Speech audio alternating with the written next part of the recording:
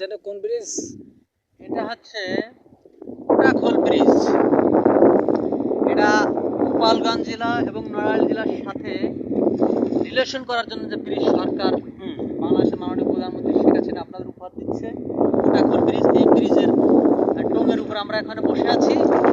এই ব্রিজের উপরে হচ্ছে নড়াইল জেলা এবং পূর্ব প্রান্তে হচ্ছে গোপালগঞ্জ জেলা। হ্যাঁ, আপনারা সবাই জানেন, চেনেন তাকে। বাংলাদেশ ক্রিকেট বোর্ডের না, ক্রিকেট দলের অধিনায়ক ছিল। ক্রিকেট দলের অধিনায়ক ছিল মাশরাফি মুর্তজা। এই ব্রিজ দিয়েই তার বাড়িতে যেতে পারবেন আপনারা যদি কোনো সময় আসেন। ইনশাআল্লাহ খুব সহজ হয়ে যাবে গোপালগঞ্জ এবং এই ব্রিজটা উদ্বোধন হবে ইনশাআল্লাহ। আমরা মনে করি যে দ্রুত কাজ এগিয়ে যাচ্ছে, বড় জোর 2 বছর সময় লাগবে, এর বেশি না।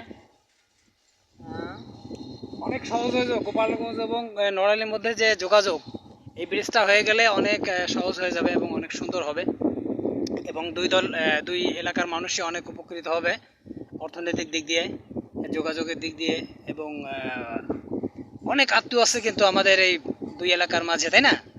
এই যোগাযোগটা অনেক সুন্দরভাবে বৃদ্ধি পাবে। তো আমি আমার বন্ধুকে, ছোটবেলার বন্ধুকে নিয়ে বসে আছে একদম মাঝ বরাবর নদীর, কোটাখোল নদী, মধুমতি নদী। তবে আপনারা দোয়া করবেন আমরা যেন এখান থেকে পড়ে আবার ওকে।